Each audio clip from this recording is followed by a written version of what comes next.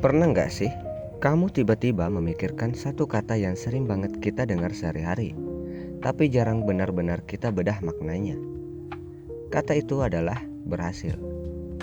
Secara umum, mayoritas dari kita pasti sepakat kalau berhasil itu artinya adalah ketika kita mencapai tujuan yang kita harapkan. Tapi, ada satu pertanyaan lanjutan yang menarik. Setelah tujuan itu tercapai, apakah kita berhenti begitu saja? Banyak dari kita yang sering tertukar antara dua konsep ini, menang dan berhasil. Menang atau kalah itu butuh kompetisi. Harus ada minimal dua pihak yang beradu. Kamu menang karena ada orang lain yang kamu kalahkan. Tapi kalau berhasil atau gagal, itu murni urusan satu individu, kamu dan diri kamu sendiri. Coba bayangkan seorang pelari di garis start perlombaan. Pelari yang masuk finish paling terakhir, secara kompetisi dia mungkin dianggap kalah. Tapi secara pribadi, dia berhasil mencapai tujuannya sampai ke garis finish. Satu-satunya momen dia dianggap gagal adalah kalau di tengah jalan dia memilih untuk berhenti dan tidak menyelesaikan larinya. Keberhasilan itu bukan titik akhir. Coba kita ambil contoh dari kehidupan sehari-hari.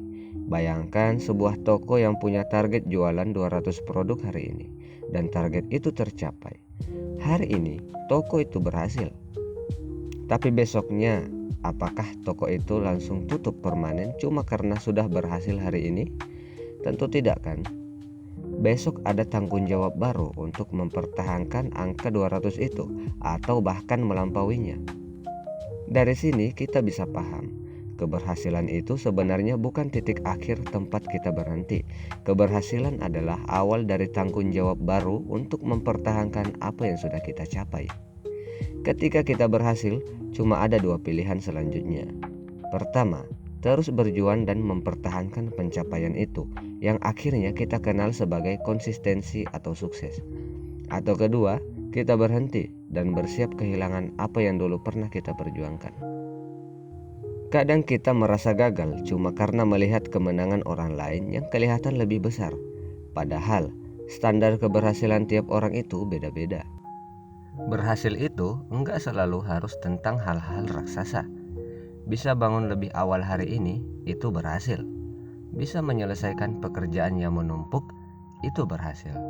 Bahkan sanggup bertahan melewati hari yang berat tanpa menyerah, itu juga sebuah keberhasilan. Ingat, perjalanan kita masih panjang. Jangan pernah berhenti hanya karena kamu sudah melewati satu garis finish. Selalu ada babak baru yang menunggu untuk kamu perjuangkan. Terima kasih sudah mendengarkan video ini sampai selesai. Kalau menurut kamu sendiri, apa arti kata berhasil buat kamu saat ini? Coba tulis pandangan kamu di kolom komentar ya. Jangan lupa like dan subscribe kalau kamu suka konten reflektif seperti ini. Sampai jumpa di narasi berikutnya.